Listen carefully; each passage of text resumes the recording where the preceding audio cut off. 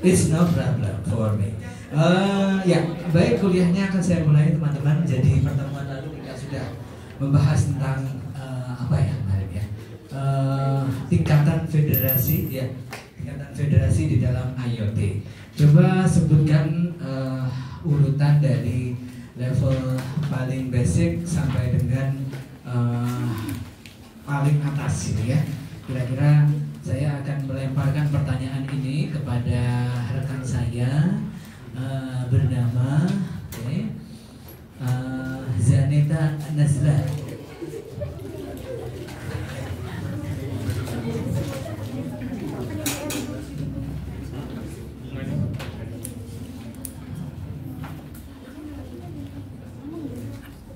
Mbak. Ya. Ya, urutan IoT apa aja? Perception, langsung kok. So the firstly, apakah perception di dalam federasi? Federasi.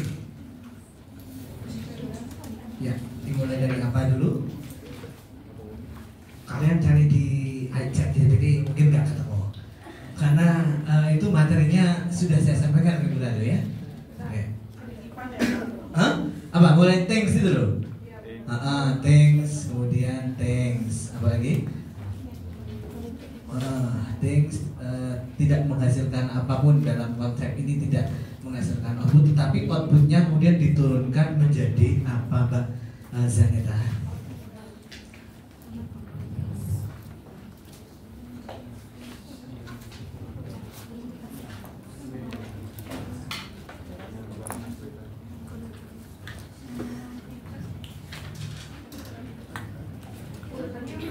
Ya, boleh, silakan. Things, apa lagi? Get away. Oh no. Oh no. Think konektivitas itu loh ya toh. Nah, oke. Konektivitas. Hafalan teman-teman ya. Konektivitas menghasilkan apa? Informasi. Informasi. Ini juga sama. Konektivitas. Berarti konektivitas itu sebagai apa? Teknologi atau sebagai input? Teknologi. Inputnya itu yang direkam oleh things gitu ya. Jadi outputnya di sini informasi. Kemudian apa lagi, Mbak Zaneta?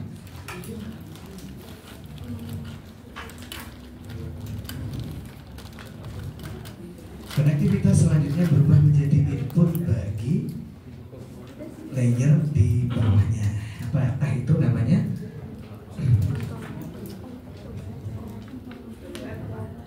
No. Apa? Ontologi, ya kan? Waduh. Ontologi, ya. So dipakai Y, ontologi. Menghasilkan apa teman-teman? Makna gitu ya. Oke. Makna. Dan kemudian ontologi akan berubah menjadi input bagi siapa? Layanan. Layanan gitu ya. Oke. Dalam sumber yang lain, layanan itu juga bisa dirubah menjadi tata kelola gitu ya. Layanan, ya. Layanan menghasilkan apa teman-teman? Layanan itu nilai. Layanan bisa menjadi tata kelola, dan yang terakhir itu apa? Keputusan. Nah, keputusan juga sama bisa menjadi tata kelola. Keputusan dan keputusan menghasilkan apa kemarin? Negosiasi. Negosiasi. Nah, sekarang kalau misalnya kita membicarakan firm atau produsen, maka layanan itu adalah hasil akhir gitu ya, hasil akhir dari outputnya, yaitu value atau nilai. Sementara keputusan itu membicarakan sektor publik gitu ya. Itu mohon diingat-ingat. Nah, serangkaian federasi ini sebetulnya membentuk kerangka jejaring fungsi produksi yang dimulai dari apa yang dia rekam, kemudian apa yang dia hasilkan di setiap lininya gitu ya. Misalnya lini pertama menghasilkan informasi, lini kedua kemudian berubah menjadi ini kemudian menjadi input bagi teknologi yang kita sebut ontologi, menghasilkan makna, kemudian ontologi menjadi input, kemudian menghasilkan value atau nilai, gitu ya. Nah, nilai itu kemudian dimoderasi oleh publik berupa keputusan. Nah, kedua ini tadi kita bisa asosiasikan menjadi tata kelola, gitu ya. Nah, kalau di buku itu mungkin tata kelola hanya satu, tapi intinya dua ya teman-teman. Jadi layanan dan keputusan itu kemudian membentuk tata kelola. Dan kemudian di chapter berikutnya Anda juga bisa membuka di bahan paparan saya pertemuan ketiga terkait dengan rantai nilai dari IoT. Jadi mohon diingat-ingat ya, jadi bukan gateway itu lain lagi itu. Kalau itu urut-urutannya ya, kemarin itu di pertemuan pertama. Di pertemuan minggu lalu saya tidak banyak membahas gateway. Nah, kemudian yang kedua, teman-teman, kita membicarakan tentang rantai nilai IoT ya.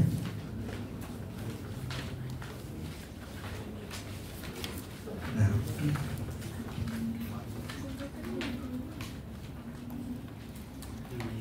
pertemuan saya ada di model bisnis or pengguna ya, mungkin ada di pertemuan ketiga ini. Kalian bisa baca-baca di sini ya, bisa baca-baca di bagian ini, atau kalian bisa baca-baca di bagian ini pertemuan keempat ini ya. Oke. Untuk yang hari ini itu berarti pertemuan keberapa berarti? Ini ya. Hari ini kok 4 ya? Hari ini 5 ya? Oke, sorry. Ini saya ganti dulu deh. Ini saya ganti ya, pertemuan ke-5.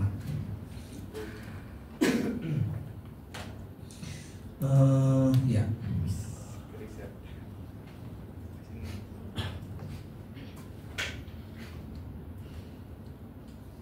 Itu rekamannya jalan tuh teman-teman ya, jalan ya, jalan ya. Nanti saya katakan beberapa, oke. Jadi kalau misalnya kita berkaca pada pertemuan ketiga, sebetulnya rantai nilai IoT itu ada 4 layer atau 4 tahapan. Jadi bisa dilihat di sini. Ini, jadi tujuan pembelajarannya adalah mampu menguasai nilai rantai dari IoT, kemudian tumpukan nilai yang terkandung dalam IoT, antara lain apa saja sih komponen-komponen yang bisa membentuk itu, sampai dengan kemudian menciptakan suatu aktor. Nah, kalau misalnya kita berkaca kepada urutan federasi itu sebetulnya sudah bisa kita identifikasi siapa aktor-aktor yang ada di dalamnya, gitu ya. Nah, dengan membandingkan gambar ini, gitu ya, saya akan menjelaskan. Mohon diingat-ingat dan jangan sampai salah ya, ini nanti urut-urutannya hampir sama. Things, gitu ya. Things, kemudian komunikasi, kemudian analisis, kemudian layanan. Jadi agak bolak-balik tapi it's very different, gitu ya. Ini kita akan membicarakan yang lebih dalam lagi. Things itu berarti dia membicarakan tentang barang apa, ya kan? Bisa sensor juga bisa berupa aktuator, gitu ya. Nah, kalau sensor berarti yang merekam, aktuator itu berarti yang kemudian merubah, ya kan? Merubah informasi ke dalam jenis yang lain untuk ditransmisikan ke dalam gateway, ya. Jadi bisa sensor, bisa aktuator, gitu ya. Ini ya, jadi ini ambilan pertama. Kemudian yang kedua ini mengonversi, ya, ini bisa dibilang konversi, ya itu. Nah, di sini sudah ada detail sebetulnya ya. Kemudian selain mengonversi apa yang lain, misalnya daya, kemudian firmware dan juga yang lain ya. Kemudian ada juga dari sisi nanti kemudian ini bisa kita breakdown menjadi 2 ya, yaitu sensor sendiri apa, ya kan? Terus kemudian aktuator sendiri bagaimana. Nah, komunikasi. Nah, itu sudah ada sebetulnya penjelasan di dalam situ. Kalian ada kuliah lagi nanti malam, nggak ada kan? komunikasi di sini fokusnya adalah hanya ada dua, yaitu protokol dan keamanan gitu ya. Yang lain itu tambahan. Jadi kalau komunikasi nanti ada protokol, mohon diingat-ingat ya, dan keamanan. Nah, protokol ini alur dari mana informasi itu kemudian ditransfer gitu ya, atau ditransmisikan, bisa melalui WP-LAN gitu ya, LP-WAN gitu ya, atau WiFi gitu ya, atau mungkin jaringan telepon seluler bisa 4G ataupun 5G gitu ya, LTE atau yang lain gitu ya. Sementara keamanan itu membicarakan apa itu HTTP dan HTTPS yang kemudian dimanifestasikan di dalam bentuk di sini adalah TLS dan DTLS. Mohon istilahnya dihafalkan. Di TLS itu apa, TPR kan kalau bisa ya, kalian cari tahu TLS dan DTLS gitu ya. Oke. Nah, kemudian bagian analisis gitu. Antara lain, ini sudah dinyatakan di sini bagaimana kemudian data itu diproses ya melalui misalnya machine learning ya, maupun dashboard maupun API gitu ya. Nanti kalau di sini bagaimana data itu diproses,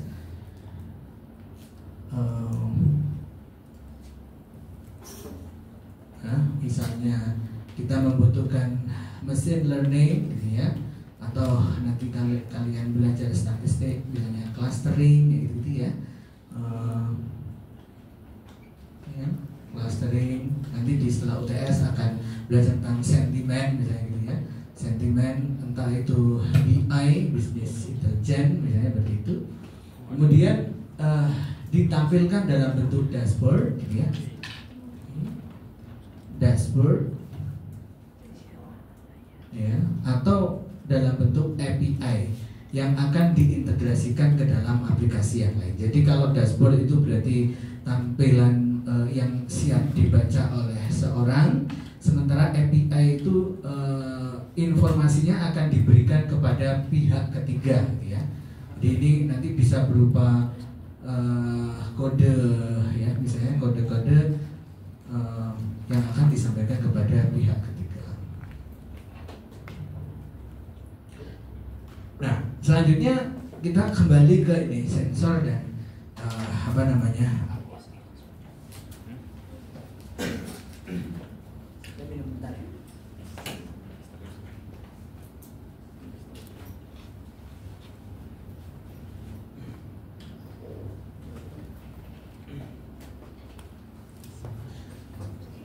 Ya, seperti yang ada di dalam gambar saya ini, ya. Jadi sensor itu kemudian di breakdown menjadi 4, yaitu manusia, objek, lingkungan, dan nirkabel atau tanpa kabel gitu ya. Ya, jadi kalian mohon setiap pertemuan itu kalau misalnya nggak ada waktu atau apa namanya ada selang waktu, segera baca bahan yang dihafalkan karena mata kuliah ini sungguh sangat hafalan gitu ya. Manusia, kemudian sensor itu bisa ditempatkan pada objek. Ya, sensor tersebut bisa kita tempatkan pada lingkungan, dan sensor itu bisa kita tempatkan di nirkabel ya. Nir artinya tanpa, kabel itu kabel gitu ya, tanpa kabel. Nah, di manusia, di objek, lingkungan, dan nirkabel itu apa saja komponennya bisa kalian baca di sini. Misalnya detak jantung. Detak jantung bisa menghasilkan informasi kesehatan gitu ya.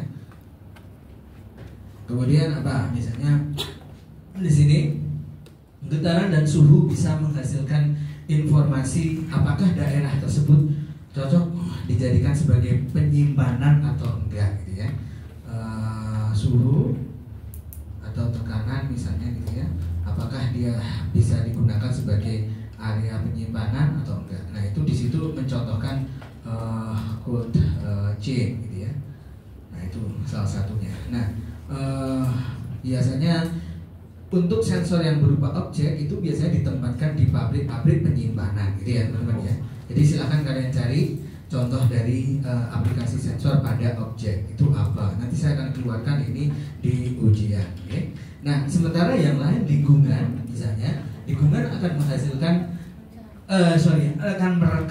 sensor yang ditempatkan di lingkungan akan merekam misalnya cahaya, suhu, ya, atau kondisi lingkungan yang lain untuk digunakan sebagai penentu indikator, ya kan, indikator kesehatan daerah, gitu ya.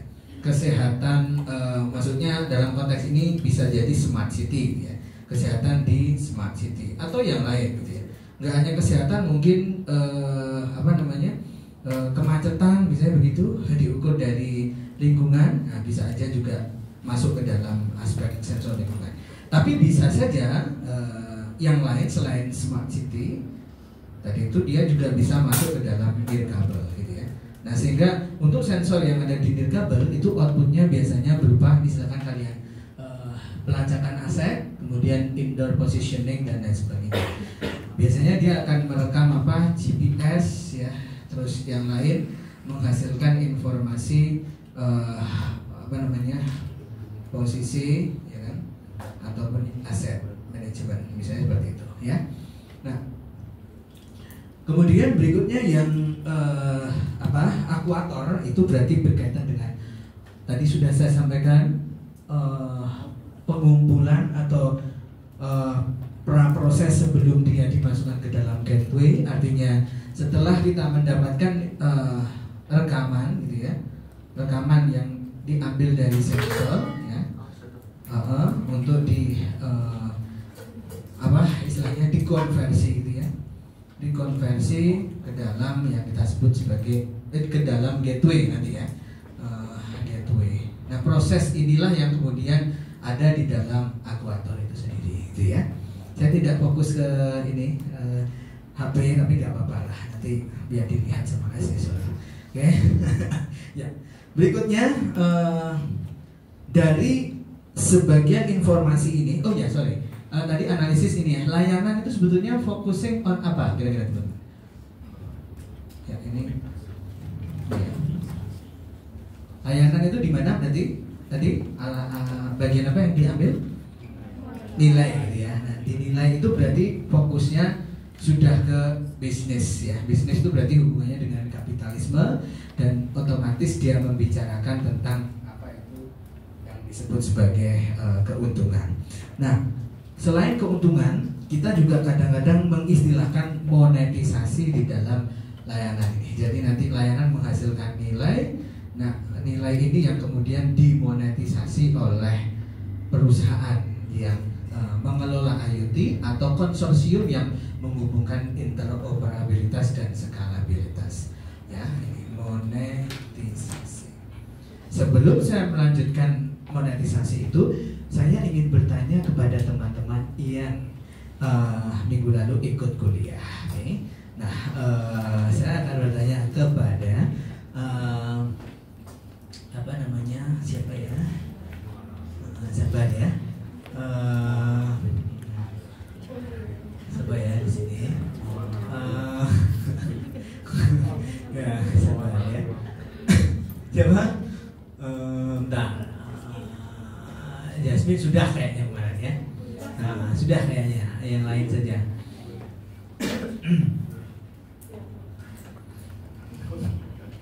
Sudah kemarin ya. Saya ingat kok ya anak-anaknya. Oke, Barkah Hidayatullah. Saya ingat kok anaknya, meskipun kelasnya banyak dan yang saya hadapi banyak orang. Mas, ingatkah Mas Barkah tentang apa itu interoperabilitas? Gimana namanya? Oh ya, interoperabilitas dan skalabilitas. Interoperabilitas dan skalabilitas.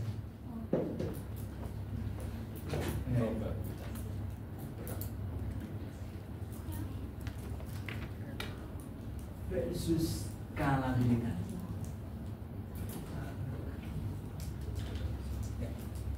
Kalau misalnya Anda sudah belajar classical economic production behavior, kemarin sudah saya singgung bolak-balik jangka pendek, jangka panjang.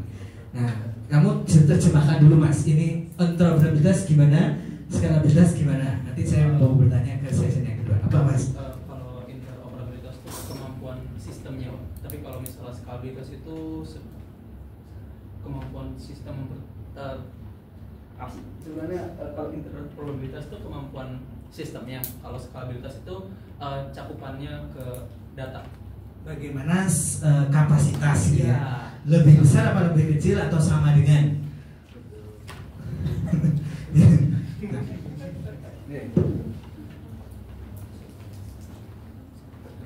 Saya nggak pakai ini nanti dikira sales ya saya.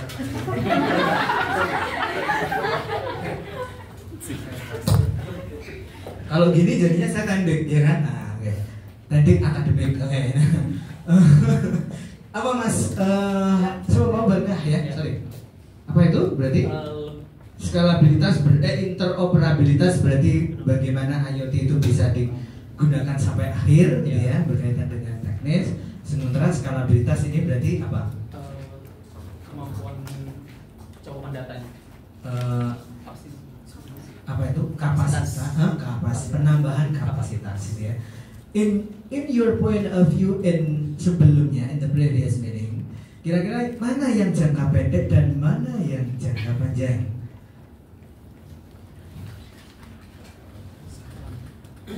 Apakah dua-duanya jangka pendek ataukah salah satu saja? Nah, sementara saya akan menambahkan indikator lain, misalnya keamanan, gitu ya. Keamanan. Nah, gitu ya. Misalnya ini fungsi produksi IoT, kan gitu ya. Nah, kira-kira Mas, mana yang jangka pendek dan mana yang jangka panjang?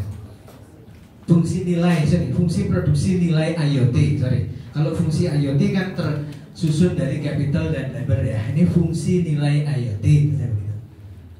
Apa Mas? Interoperabilitas Jangka panjang. Jangka panjang. Apa begitu?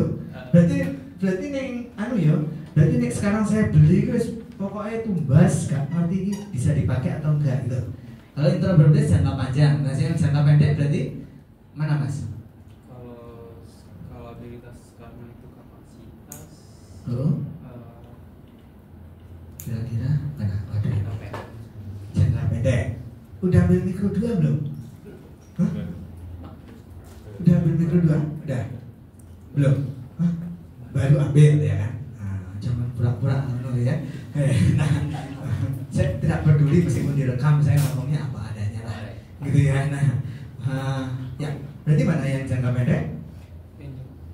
Teman-teman yang lain mungkin interoperabilitas itu jangka panjang atau jangka pendek? Sebenarnya diprioritaskan pertama kali saat perusahaan memproduksi IoT itu bisa dipakai sama masyarakat yang lain. Artinya kan IoT harusnya beneran bisa dioperasikan, betul ya? Nah, berarti berhubungan sama interoperabilitas.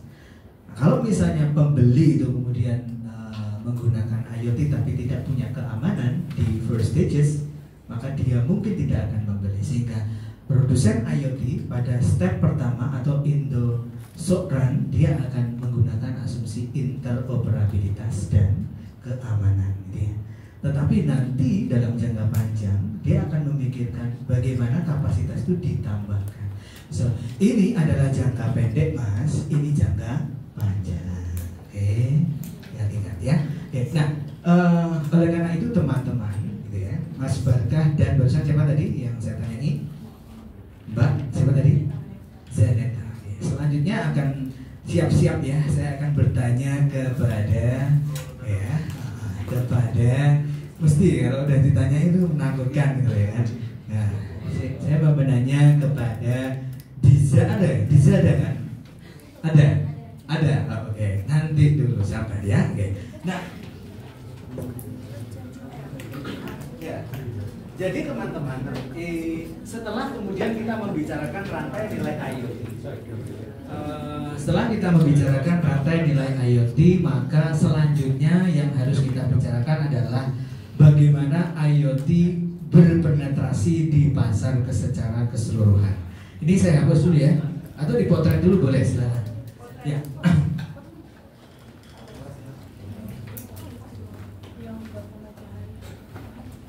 Sorry saya minum ya.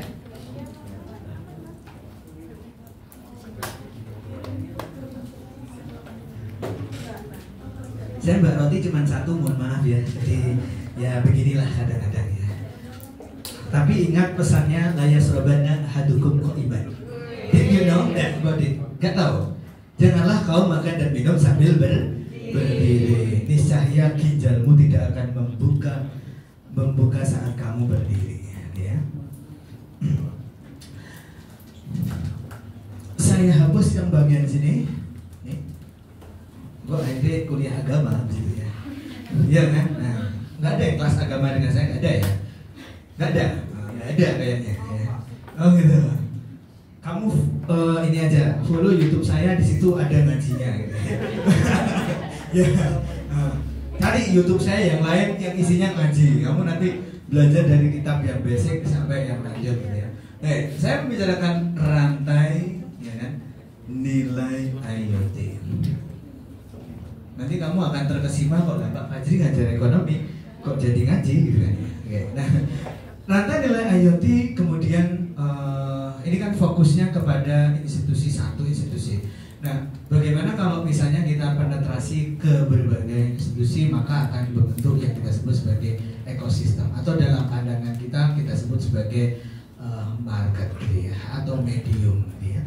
Dalam konteks ini berarti saya akan bawa menjadi ekosistem. Di dalam mikroekonomi disebut market atau medium gitu ya, ekosistem. Yang dalam hal ini kita akan bicarakan siapakah aktor dan standarisasinya gitu ya. Aktor dan standarisasi. Ya gitu ya. Oke. Tadi yang mau saya tanyai siapa tadi, lupa saya. Hah? Kok Maulana? Bisa. Ini kan sengaja nggak saya pindah ini, pokoknya nggak ada yang pindah, aman gitu ya. Nah, ada aktor dan juga standarisasi.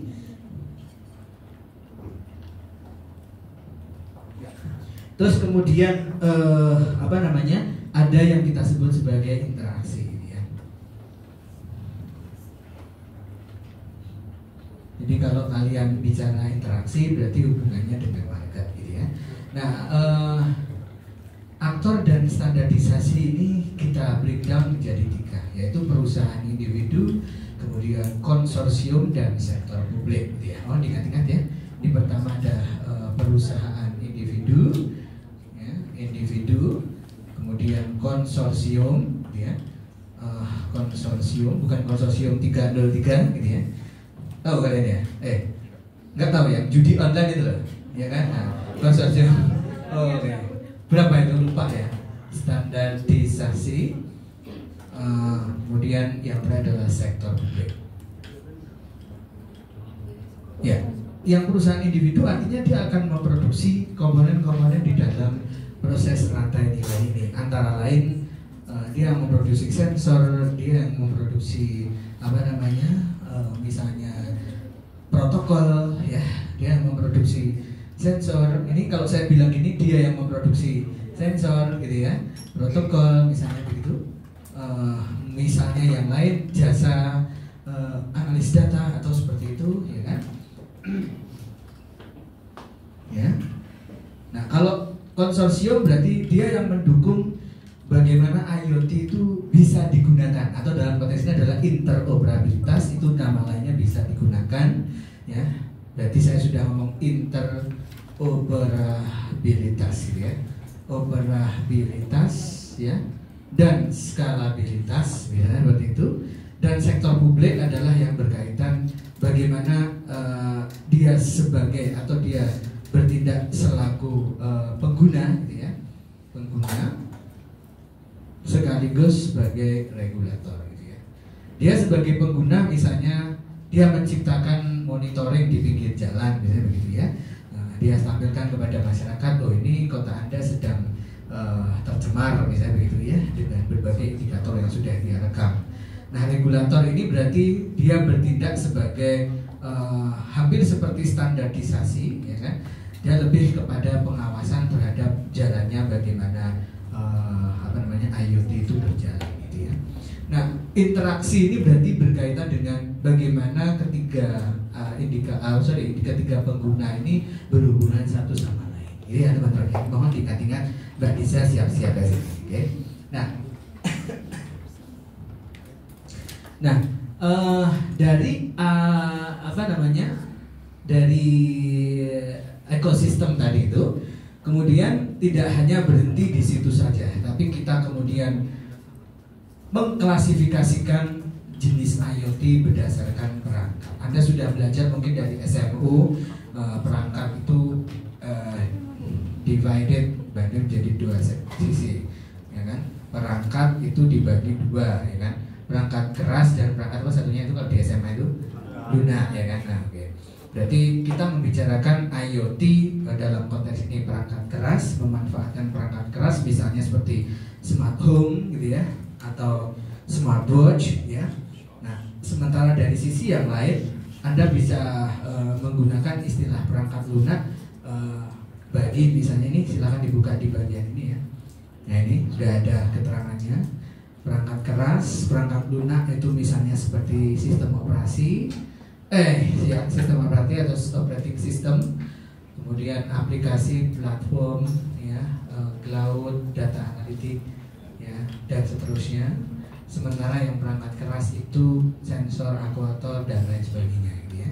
Jadi artinya kita akan bisa breakdown tabel ini menjadi berapa ini? 1, 2, 3, ya. Jadi ada 3 klasifikator ya. Saya hapus yang bagian kiri ya teman-teman ya. Siap-siap Mbak Diza ya. Oke. Saya kasih spill dulu. Nah, berikutnya saya mau tanya ke siapa ya nanti ya. Oke. Sekalian aja lah ya. Ini tadi saya jawab aja sekarang ya. Oke. Sabar ya. Ini aja.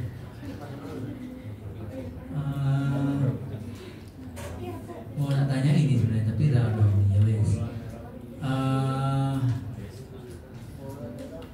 Emang kayaknya sudah deh itu ya. Sebentar saya cek dulu ya.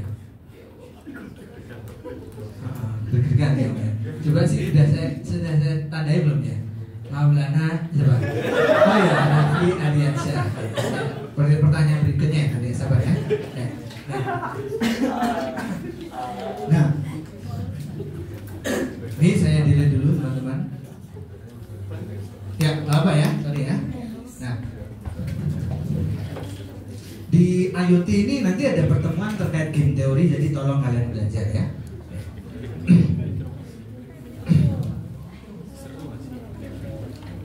Mikro 2 sudah kan tapi kan? Udah belum? Belum. Oh belum. Ya nggak sekarang berarti. Kalau belum akan saya skip menyesuaikan mata kuliah utamanya. Nah, perangkat tadi ada 2, ada perangkat keras dan perangkat. Jadi kalau saya breakdown,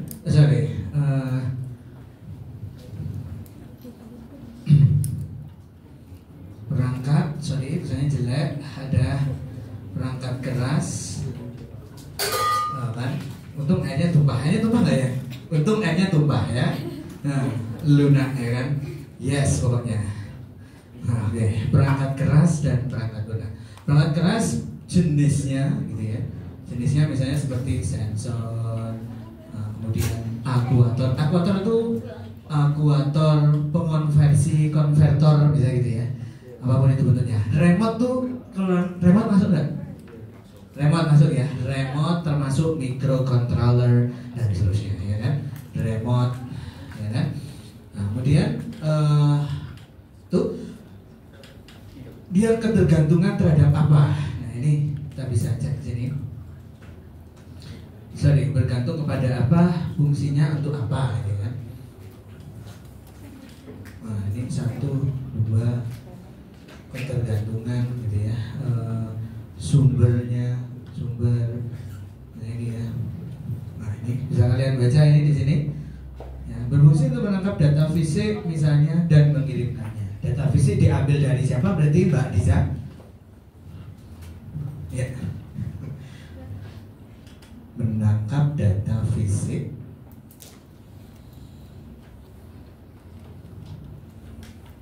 dan mengirimkan ya kan gitu ya. Nah, ini difungsikan dari alat apa Mbak? Diza yang mana tuh? Mana orangnya? Oh nggak ada. Oh ya sorry. Ya. Apa itu? Bukan. Menangkap data fisik itu tugasnya siapa?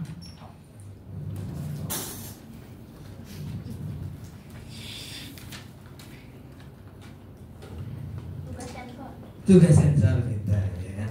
Ya, yang mengirimkan berarti tugas siapa, Mbak? Mengirimkan. Nah itu kan bisa dua tuh, menangkap data dan mengirimkan, kan gitu ya? Mengirimkan.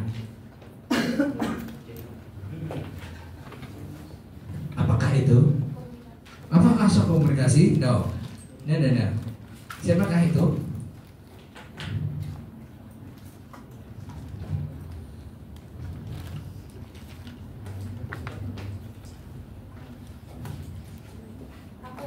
Akuator ya kan, akuator ya kan.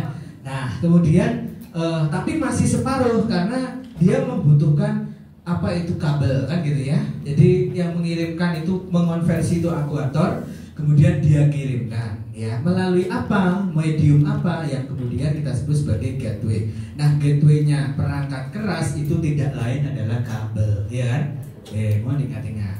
Nah tuh ya Mas siapa tadi ya saya lupa. Semua ya. Oh ini Maulana Rafli siap-siap. Maulana Rafli gitu. Ada apa namanya? Oh ya, santai ya. Oke. Ada anak BEM di sini? Ada nggak? Ada. Tolong diingat-ingat kalau mau WA, saya nggak punya WA ya. Siapapun yang WA saya tidak akan saya respon. Akan saya respon dengan bahasa Inggris untuk saya arahkan ke MS Team. Okay? Jadi saya nggak peduli siapapun itu orangnya. Pokoknya student should to chat me in MS Team. Ini tolong disampaikan ke anak-anak BEM ya. Oke. Nah, lalu kemudian sumbernya apa? Berarti sumbernya tadi berarti berkaitan dengan energi. Ya, berarti kita membutuhkan energi, daya tahan dan konektivitas. Oh, ya, ada 3 ya. Sumbernya adalah energi.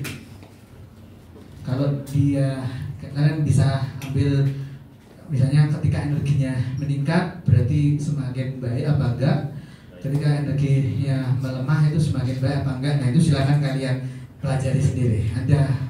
Anda lihat informasi-informasi yang lebih detail. Energi, kemudian ada daya tahan dan konektivitas. Jadi energi ini di sini bertindak sebagai prasyarat gitu ya. Prasyarat gitu ya, yang lain adalah mengikuti gitu ya. Konektivitas. Kalau Anda belajar belajar ekonomi makro gitu ya, antara neoklasik dengan Keynesian Tobin ya gitu kan. Anda masih ingat ya, itu kan sebetulnya hampir sama dengan apa yang sedang digaungkan oleh pemerintah saat ini. Ketika suku bunga turun, investasinya naik atau turun? Naik gitu ya. Investasinya naik. Jadi berarti dari kebijakan moneter menurunkan suku bunga, menaikkan investasi. Nah, bagaimana kalau bisnis tak berekspektasi baik? Artinya dari sisi bisnis tuh lesu. Meskipun direndahkan suku bunganya, ya investasi nggak akan naik, benar nggak? Nah itu sehingga muncul informasi kedua yang disebut sebagai Tobins. Demikian pula dengan ini, ketika energi itu sebagai prasyarat, apakah yang lain itu mengikuti atau tidak, gitu ya? Apakah dia mengikuti interoperabilitas apa tidak nanti, sehingga tujuan interoperabilitas itu tercapai. Oke. Nah, berikutnya perangkat lunak tadi ada jenisnya, ya, kemudian fungsi dan sumber. Nah ini bisa di sistem operasi, aplikasi, platform dan lain sebagainya. Saya ambil sistem informasi dan platform aja. Waktunya udah mau habis ya. Sistem informasi. Saya tuh nggak cukup kalau dikasih waktu cuma 2 jam gitu ya. Sistem operasi, ya kan? Operasi dan juga platform. Ya, sebenarnya ada lagi misalnya cloud dan atau data analitik. Ya.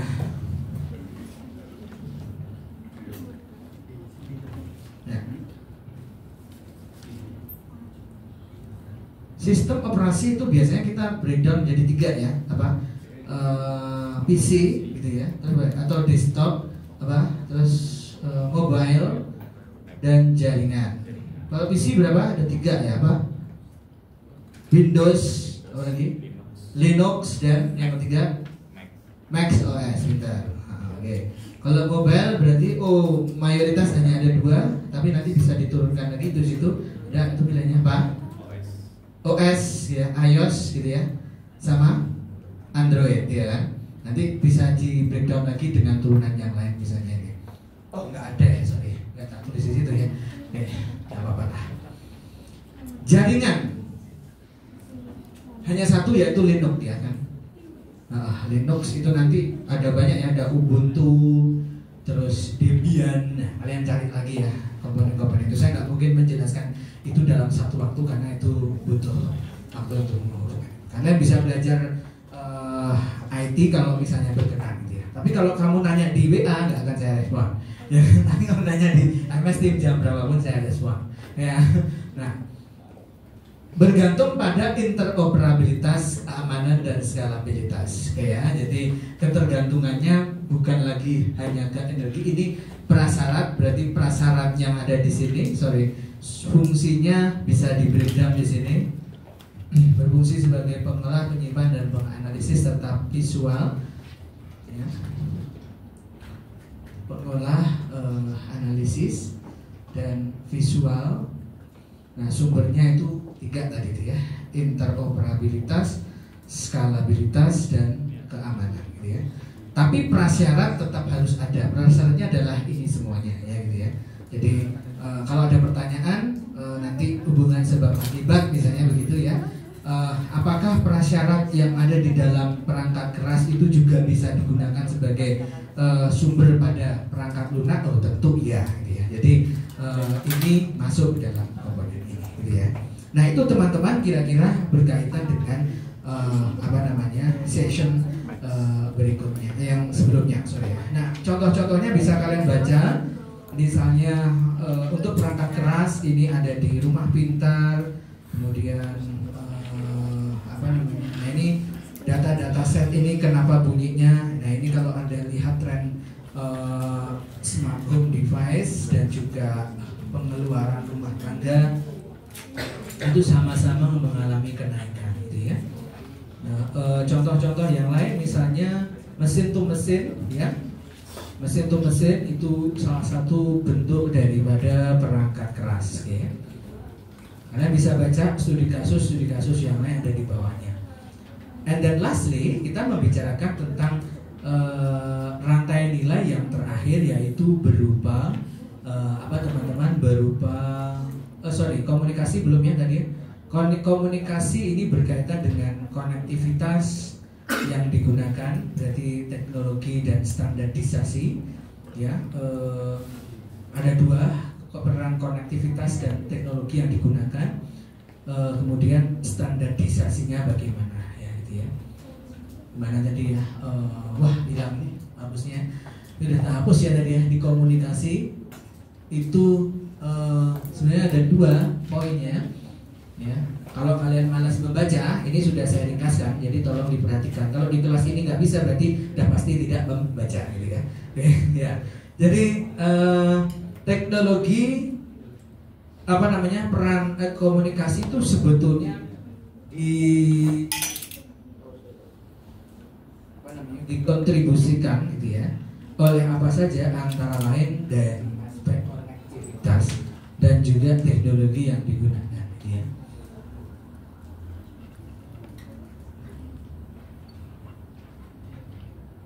Nah, keduanya harus memenuhi standar sehingga kita sebut standarisasi. Nah, sumber dan lain sebagainya itu otomatis mengikuti ya pasti dia akan mengikuti konektivitas gitu ya.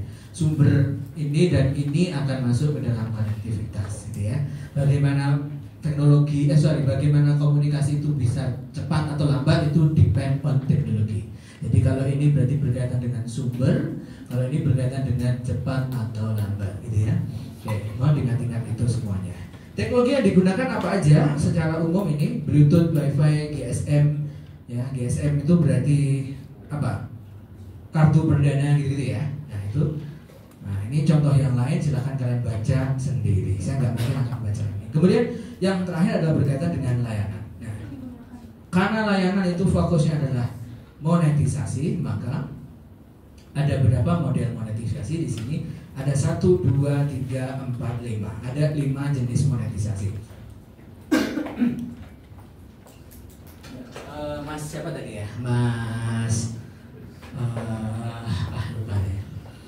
Nah, coba Rafli ya, Maulana Rafli. Nah, sabar ya Mas. Tadi belum ditanya belum? Sudah? Belum ya? Oh, ya. Jujur kamu. Alhamdulillah. Nah, kalau memang sudah Pak, itu saya kadang lupa soalnya ya kan? Oke. Nah,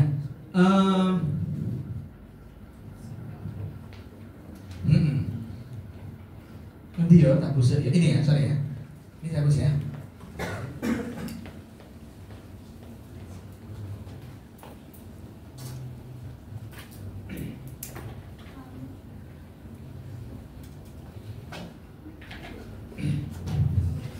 Ya, jadi teman-teman, monetisasi itu muncul karena ada 3 komponen, ya kan? Jadi saya membicarakan. Jadi tadi ini masih dalam satu kesatuan rantai yang di awal tadi ya. Jadi rantai layanan, gitu ya. Jadi rantai layanan ini sebetulnya, basically dia punya komponen yang menghasilkan nilai ekonomi. Melalui apa? Melalui 3 hal, yaitu kombinasi antara perangkat, data, dan kemudian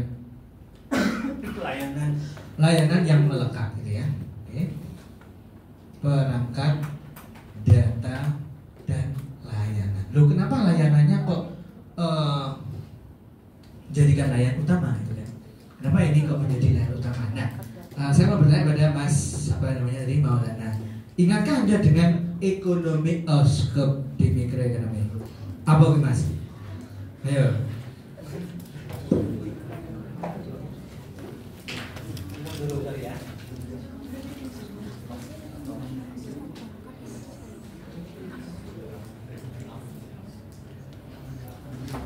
Ini ramudeng kebangetan. Saya ambil minum dulu ya.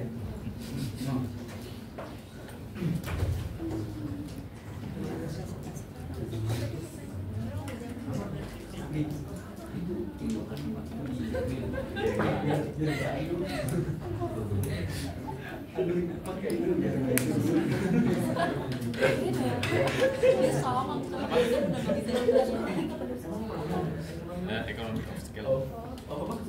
Off scope nggak? Off scope.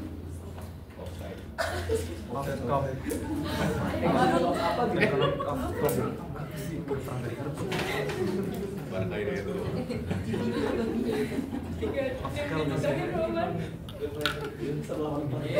Ekonomi apa?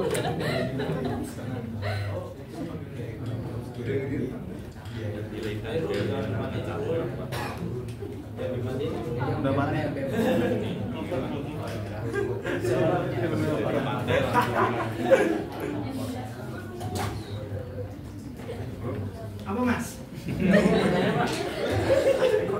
Ayo Mas, apa Mas? Tadi apa pertanyaannya Pak? Apa tadi Pak? Ya apa kau ini? Ya kan? Nah, kan ini tadi perangkat, data, dan layanan. Kenapa layanan itu diturunkan daripada ada layanan? Nah, ini kan berkaitan dengan economic of scope sebetulnya. Yang saya tanyakan, economic of scope ya apa Mas? Bagaimana Mas gitu ya?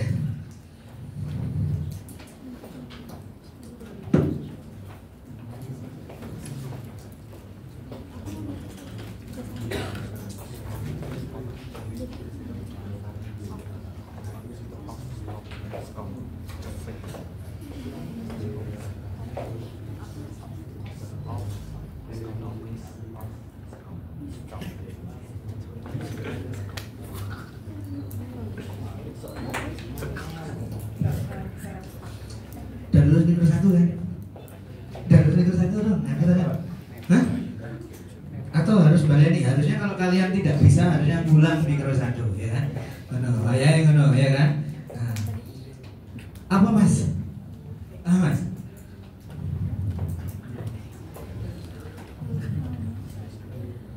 Tak kasih contoh ya.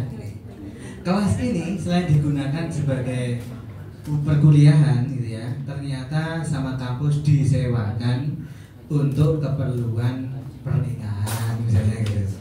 Nah, kok haji haji ya, atau manasik haji di kelas ini kan itu ada 2 output yang dihasilkan meskipun nah toh tak jawab kadung ya dari apa mas suara di rumah nih ya kan apa mas berarti biayanya turun pak. Yes. Apakah begitu biar rata-rata turun? Biar rata-rata turun itu apa? Penghematan toh? Atau dalam bahasa ekonomi kita sebut sebagai economic of scale, bukan economic of scope. Scope mas, scope, bukan di sekop bukan mas kan? Ya, economic of scale dan economic of scope. Baleni mikro 1, ya kan? Giko sampai 50 ya kan? Nah, lama juga ya nenek. Tapi kan saya ambil air langsung belum keluar gitu loh, ya kan? Kan sudah saya kasih contoh tadi misalnya ya.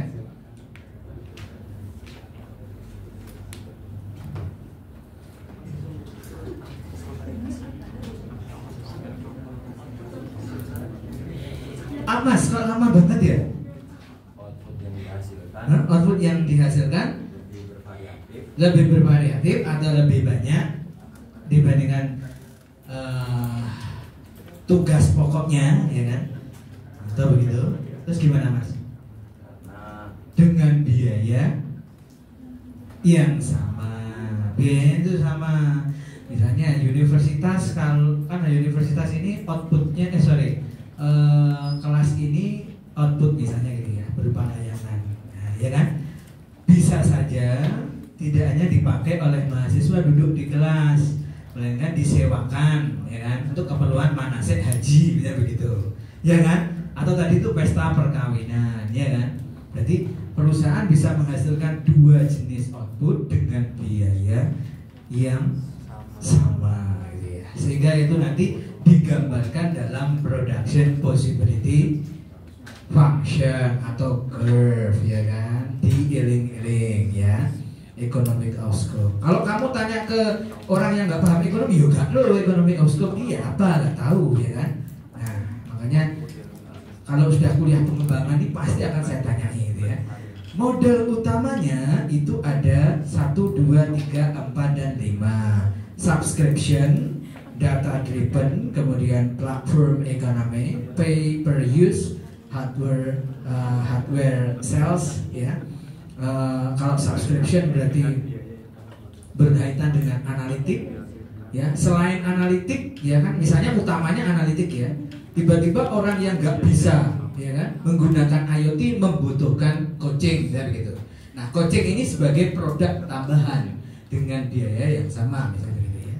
Biaya produksi IoT yang sama, misalnya. Cold storage juga demikian. Nah, silakan kalian baca-baca ini, ya kan. Ini siapa yang bisa? Nggak usah ya, sorry, tak lepat lah ya, wedi kamu pasti kan. Saya tahu bahwa kalian takut gitu ya. Oke, jam sabar. Bahan tayang pertemuan keempat. Sampai keempat pokoknya kalian gitu ya. Jangan mumet teman-teman ya. Nah, sepintas saja sebelum saya come back to the materi. Jadi di pertemuan lalu saya membicarakan model bisnis dan ekonomi. Kenapa di muatan anak-anak ekonomi itu dibedakan? Karena kita tidak membicarakan kapitalisme, tapi kita membicarakan welfare. Jadi di sini ada kapitalisme dan ada welfare. Nah, sebelum kita beralih ke situ, Anda akan mengingat kembali tentang apa itu megatrend dan kenapa yang besar itu runtuh. Nah, ini misalnya, mengapa raksasa itu tumbang? Saya masih ingat, kenapa raksasa tumbang? Bisakah Indonesia tumbang? Gitu kan? Bisa. Bisa. Sebelum saya come back to the presentation, presentation. Nanti tolong dibantu menjadiin ya, kalau udah presentasi ya. Udah berapa menit, Mbak? Udah? Atau nggak jalan? Jangan-jangan belum jalan. Udah jalan ya. Oh iya dong. Baru dituduh terus ya. Oke. Nah, mengapa raksasa itu tumbang? Ya, Misalnya dia yang berinovasi itu mengalami masa kejayaan lebih awal dibandingkan mereka yang berimitasi. Anda akan mengingat product cycle yang ada di dalam Ekbang 1 ya. Kita ingat dulu jejaring atau tahapan pembangunan WW terus tuh. Anda masih ingat nggak itu? Apa? Saya mau nanya dulu deh ke takut kayaknya, biar takut lah ya kan. Saya mau nanya ini lasuan sebelum kita kembali. Mas aja deh, Mas.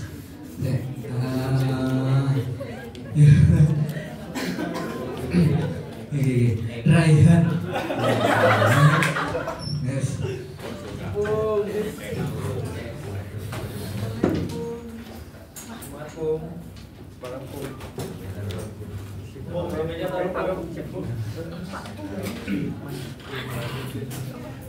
Apa tadi? Semangat apa tadi?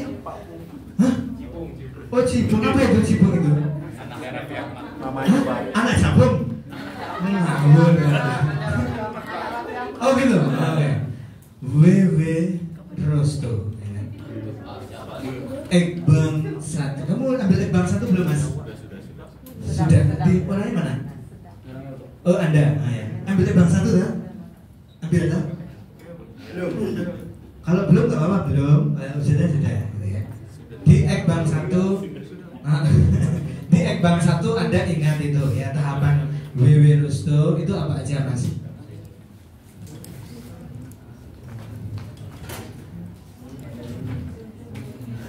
Ya. Ini belum lupa gini saya. Kadang-kadang lupa itu bablas. Apa masih satu Mas? Biar nggak lama-lama Mas ya Mas, kira Mas. Tradisional, ya toh? Betul nggak Mas? Tradisional loh Mas. Ya, tradisional. Nah ini yang menjadi isu di Ekbang, yaitu poverty, ya kan? Ya, nilai subsisten. Apa namanya? Subsisten ekonomi kan gitu ya. Apa Mas yang kedua Mas? Oh ya. Good evening. Precondition for to take pintar ya kan? Ya gitu loh, pintar gitu ya. Kamu baca kamu ya. Precondition to take gitu ya.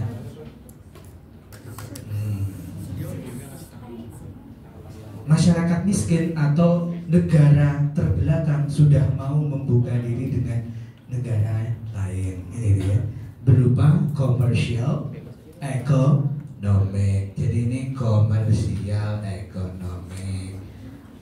Ini meneh Ekbang. Yang berikutnya 3. Take off gitu ya.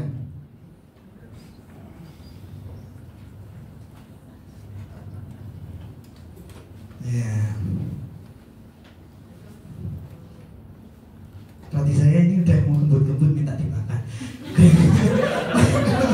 Take off ini apa ini? Ya kan? Tadi udah mau ada lalat yang hinggap ya dari kantin. Nggak tahu kantin tuh sekarang banyak lalat-lalat ini loh, lalat hijau-hijau gitu ya. Hati-hati kalian ya kalau makan di kantin. Bukan berarti saya ini ya kan, tapi hati-hati banyak ketemu bermasalah. Take off ada apa gitu? Take off ini biasanya ciri-cirinya apa Mas?